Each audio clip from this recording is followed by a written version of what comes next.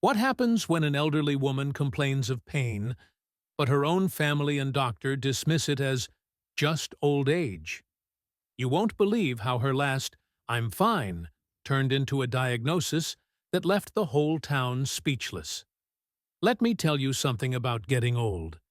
It's not the gray hair, the wrinkles, or even the fact that the kids stop calling. It's the moment your pain stops being a concern and becomes a punchline. That's where my story begins. I had just turned 76. Not exactly ancient by today's standards. I still walked without a cane, still made my own coffee, still remembered where I left my glasses, most of the time. And every morning, like clockwork, I made breakfast for my husband Frank, who had long since retired into a living room chair and a stack of sports channels. That morning, I did something nice. I baked banana bread for our neighbor, Mrs. Carlin, an 80-something widow who had broken her hip and hadn't had a hot meal in a week. I wrapped it up in foil, put on my shoes, and walked across the street in the wind. Not for praise, not for thanks, just because it felt right. I didn't know then that the banana bread would be the last kind thing I'd do before everything went to hell. I came back to my house feeling a little off. There was a weird kind of ache behind my ribs, like a stretched-out muscle that refused to relax. But I brushed it off. Just part of the charm of being 76, right? Wrong. Frank was waiting in his recliner, half asleep. The volume on the TV turned up so loud I could feel it in my teeth. "Did you go to the store again?" he asked, not looking at me. "No, I took banana bread to Carlin. She's been eating frozen dinners all week." He grunted. "That's Frank for whatever." Then came Gina, my daughter-in-law. She walked in with that usual flair she reserved for pretending to be busy, holding a tablet and a half-empty coffee she didn't even finish. Her voice? Always just a touch too loud, as if everything she said needed to be broadcast to the neighbors. "You should really stop overextending yourself, Margaret. You're not 20 anymore." I laughed, sarcastically. "Thanks for the reminder, Gina. I almost enrolled in Zumba this morning." She didn't smile. She never got my humor. That night, I didn't sleep. Again. I'd been having these strange spells. Not quite pain, not quite nausea. Just this odd, persistent pressure in my gut. You know the kind of feeling you'd usually take to a doctor, if you had the luxury of being taken seriously. So I did. The next morning, I sat in Dr. Stern's office. A man 20 years my junior, with a smile that looked like it came with a manual. He asked a few generic questions, poked my side like I was a sack of potatoes, and finally leaned back with a sigh. "Margaret, this is all very normal at your age. Fatigue, occasional pain. It's the body slowing down. Nothing alarming." "Nothing alarming?" I asked. "Even though it's been getting worse for weeks?" He smiled again. "Try some rest, maybe a heating pad. Don't worry too much. Worry causes tension, and tension makes pain worse." Oh, brilliant. So now it was my fault. I left the clinic not with medication, not with a referral, but with the same damn pain. And a suggestion to relax. At home, things were colder than usual. Not temperature-wise, emotionally. Gina started snapping at me over everything. The towels weren't folded the way she liked. I was using too much water to wash the dishes. And God forbid I sat down for 5 minutes without offering someone tea. Suddenly, I was lazy. Frank didn't defend me. He never did. By the end of the week, the ache had turned into something nastier, something gnawing. Like something inside me was trying to make space where it didn't belong. But every time I mentioned it, I got the same line. "Margaret, you're just getting older." Sure. And apparently aging comes with losing your dignity, your voice, and your right to be taken seriously. One evening, I collapsed in the hallway. Nothing dramatic, just a slow-motion fall, knees buckling, the world dimming like someone turned the lights down. When I came to, Frank was standing over me like I'd spilled juice on the carpet. "You okay? Do I look okay?" He helped me up but didn't ask questions, didn't even mention the hospital. Gina, on the other hand, made a show of it. "We can't keep worrying every time she feels dizzy. It's stress, Frank. She's stressing herself out." Stress. Apparently, helping people and breathing were now stressors. By this point, I started questioning myself. Maybe I was making a big deal out of nothing. Maybe this really was just what aging felt like. Maybe I needed to stop complaining and start meditating, or whatever it is older women are supposed to do to avoid burdening their families.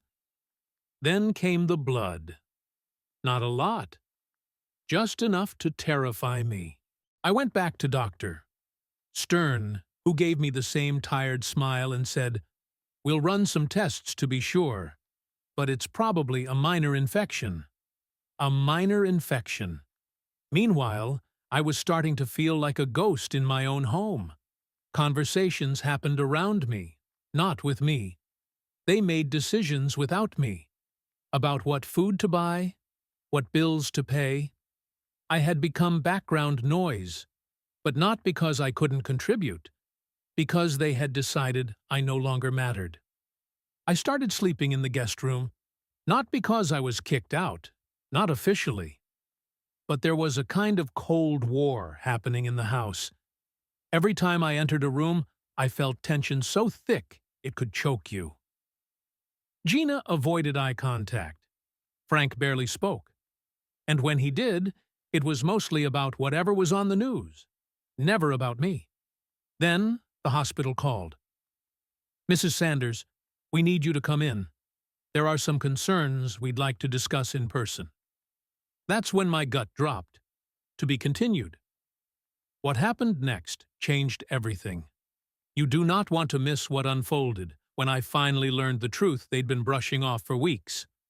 I don't know what's worse. Hearing a doctor say, "We need to talk," or realizing you're the only one in your family who gives a damn about what comes next. So, there I was, sitting alone in a cold hospital room that smelled like bleach and forgotten people. The kind of place where time stands still, and the air itself is judgmental. A nurse with a clipboard and no visible soul told me the doctor would be right in. Right in. That's a lie. Hospitals love telling. Like how they say you'll just feel a little pressure before stabbing you in the chest with a needle. But I waited. Alone.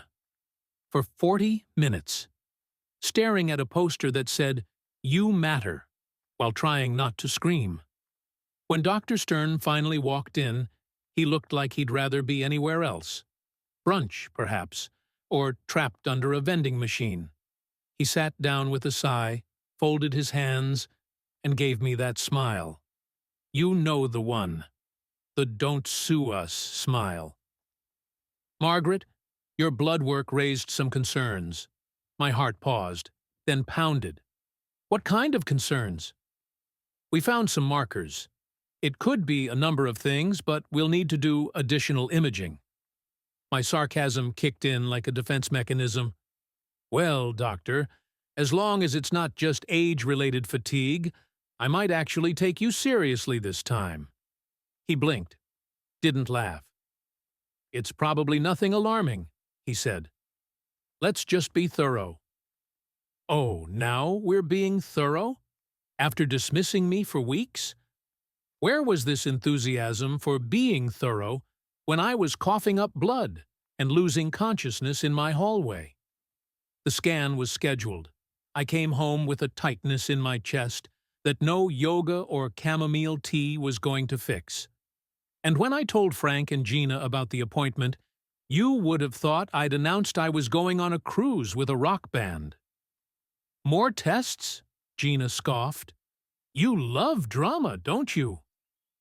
Frank didn't even look up from his recliner, just mumbled something about the heating bill. Let me tell you what that does to a person. You start to feel like you're crazy, like maybe you are exaggerating, like maybe you are the burden they've been treating you like. But then you remember the pain, the blood, the bruises that appear out of nowhere. You remember how it feels to wake up and not recognize your own body. So I went to the appointment. Alone, of course. Gina had Zoom meetings all day, and Frank didn't want to deal with traffic. Sure. The CT scan was fast, but felt like it took years. I lay there thinking about everything. My childhood, my parents, my first apartment. The way Frank used to bring me flowers when we were young. The way he doesn't even notice when I limp across the room now. 2 days later, the doctor called. Mrs. Sanders, we need you to come in again. Please bring someone with you. Bring someone with me. If that doesn't slap you across the face, I don't know what does. I didn't tell Frank or Gina. I told them I was going to the pharmacy and called an old friend from church instead. Helen. The only person in my life who ever listened without trying to solve me like a Sudoku puzzle. We sat in the same room, the bleach-scented cube of doom, and waited. When Dr. Stern walked in this time, he didn't smile. He sat down, cleared his throat, and said it. Margaret, I'm afraid it's cancer, ovarian, and it's already in stage 4. Time stopped. You know how people talk about their life flashing before their eyes? Mine didn't. Instead, I saw a list, all the times I was told I was just tired, just aging, just being sensitive. All the times I was talked over, brushed off, laughed at. I didn't cry. Not right away. I just nodded. Then I asked, how long did I have this? He paused. That awful pause. Based on the scans, at least several months, possibly longer. Several months, possibly longer. All that time, baking, helping, folding towels, walking on eggshells, while a monster grew inside me, and everyone around me rolled their eyes like I was the town hypochondriac. When I got home that evening, I was quiet, still, like someone had pressed mute on my entire existence. Frank was watching TV. Gina was on her phone. No one noticed I had been gone for 5 hours. I stood in the kitchen, staring at the tile floor, and suddenly I laughed. Not because anything was funny, but because it was so absurd. The way I was living, the way I was being treated, the way I let them do it. That laugh turned into a sob. Then silence. The next morning, I broke the news. They didn't react the way you might expect. Frank blinked, finally muting the television. What kind of cancer?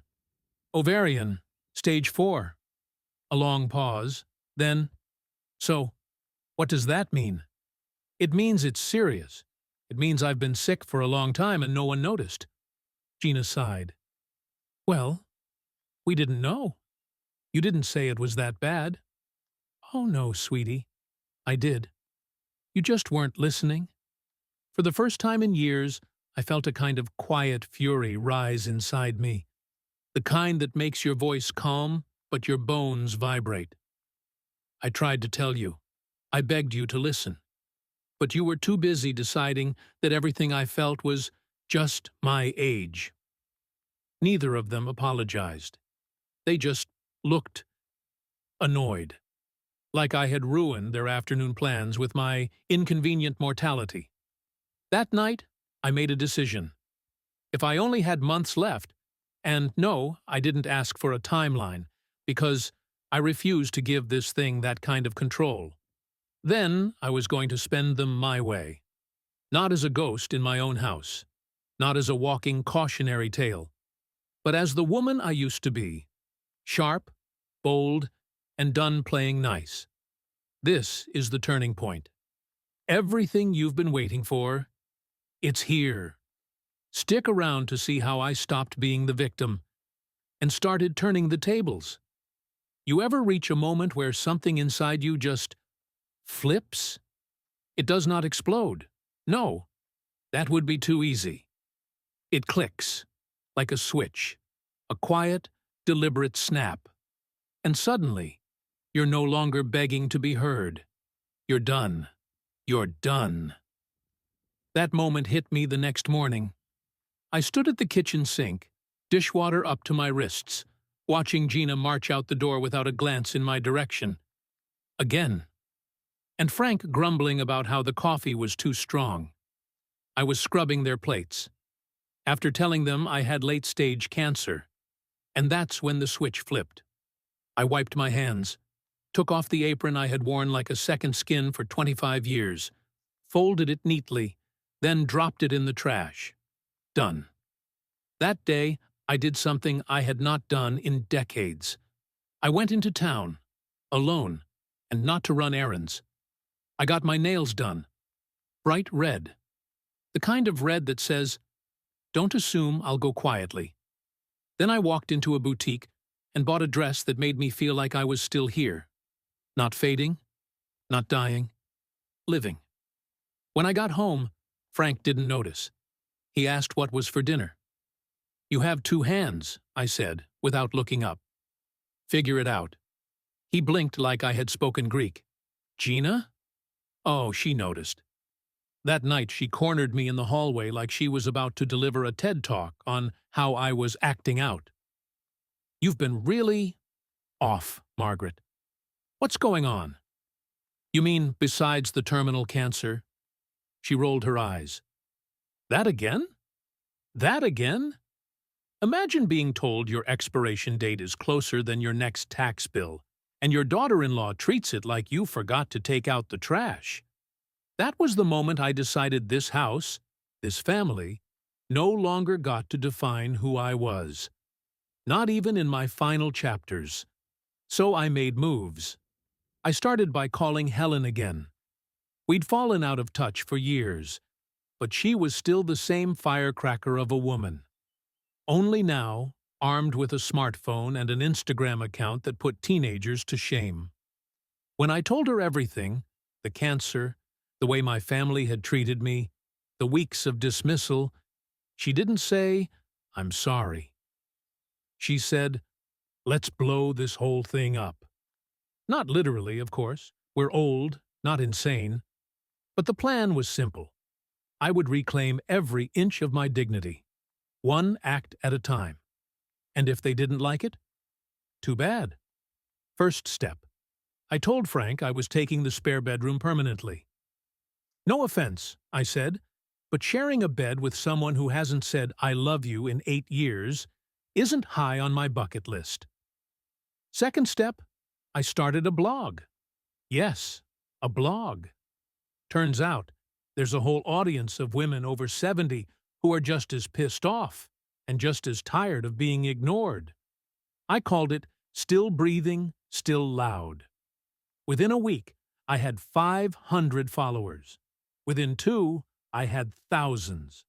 Women from all over the country sharing their own horror stories, of doctors dismissing their pain, families treating them like wallpaper, society telling them to shrink quietly into the background. My words had teeth, and people were biting. Then came the video. It was Helen's idea. Film it. Show them who you are. So I did. I sat in my living room, hair brushed, lipstick sharp, and I spoke. About the cancer. About being ignored. About what it means to be treated like a burden for simply surviving past 70. I gave everything to my family, I said. I cooked, cleaned, supported, stayed silent. And when my body started failing, they blamed me. But I'm done apologizing for existing. It hit a nerve. The video went viral. Not Taylor Swift viral, but your cousin in Minnesota saw it and texted you crying viral. People were sharing it, commenting, calling me a hero. Gina? She was livid. You made a fool out of us online.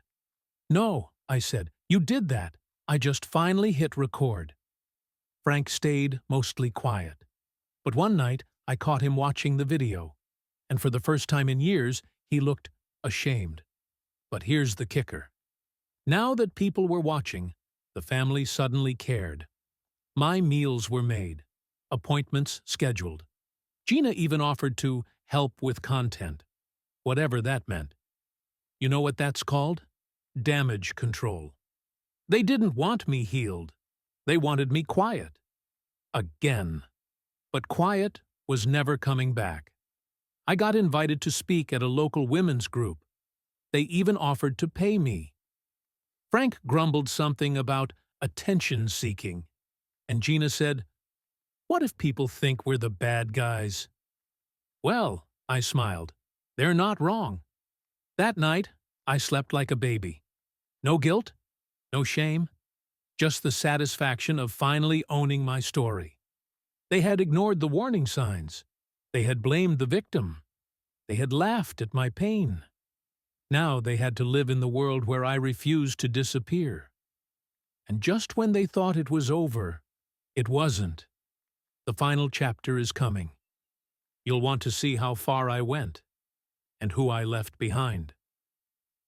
I used to think life was a straight road, paved with casseroles, anniversaries, and the occasional Christmas card.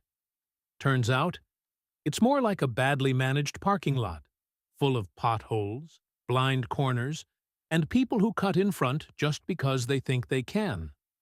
But here's the thing they never expect, that the old woman behind the wheel might just throw it in reverse. So let's talk about endings. Not the tragic kind where violins play and everyone pretends they were better people than they actually were. I'm talking about the kind of ending that feels earned, that you drag into existence with your own two hands, because no one else bothered to offer you a finish line. After the video went viral, I became a local legend. Sounds ridiculous, doesn't it? A 76-year-old woman with stage 4 cancer and a Wi-Fi connection suddenly mattered again. But I didn't ride the wave. I steered it. I gave interviews. I told the truth. Not just mine, but ours. The quiet army of women who had been told for decades to stop making a fuss, who had their pain dismissed, their voices lowered, their contributions forgotten. And the best part? My words started helping other women get diagnosed earlier. I heard from 3 women in 1 week who got tested for ovarian cancer because of my video, all caught early. One of them called me a lifesaver. Me, Margaret. Frank didn't know what to do with that. He shuffled around the house in a daze, watching as people started recognizing me at the grocery store. "You're the lady from the video," they'd say. "My mom watches you." I even got invited on a podcast. Don't ask me how that works. Helen set it all up. All I did was talk into the square and hope I didn't sneeze mid-sentence. And what was Frank doing during all this? Waiting for the storm to pass. As if this was just a phase. As if my voice, now amplified, would suddenly fade back to background noise like an old radio station. Spoiler alert, it didn't. Now, I wish I could tell you Frank had a miraculous change of heart. That Gina came to me in tears, begging for forgiveness.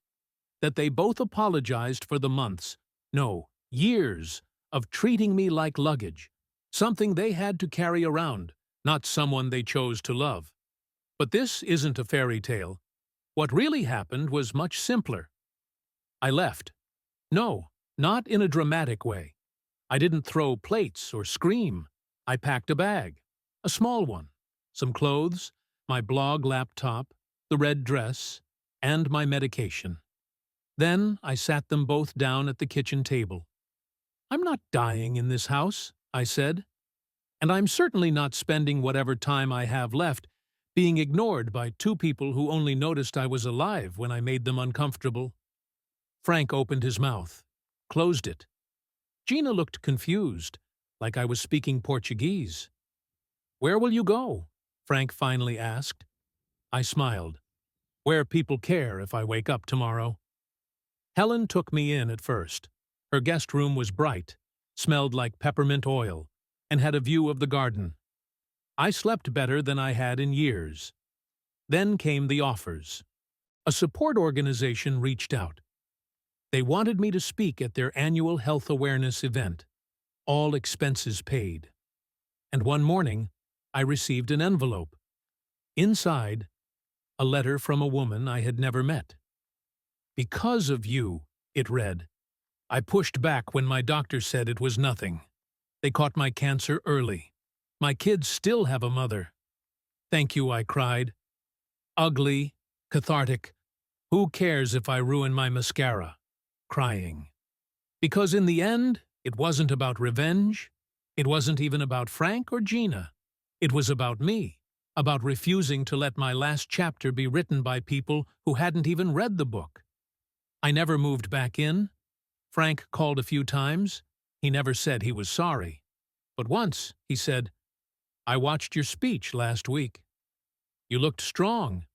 That was the closest he ever got. As for Gina, she posted a selfie with a "Support Women's Health" sticker on her Instagram. Zero mention of me. That tracks. But it doesn't matter anymore. Because here's the truth. I'm still sick. The cancer didn't magically go away. Some days are hard. My body is slower. My breath is shorter. But my voice? Never been louder. I wake up every morning and look in the mirror. Really look. And I say, "You are not what they reduced you to." I say it out loud. And some days, that's the difference between surviving and surrendering. So no, I won't die in silence. I won't go gently into that cliché. I will write, I will speak, I will exist. Loudly, fiercely, and entirely on my own terms. Because I'm not just old. I'm not just sick. I'm still here.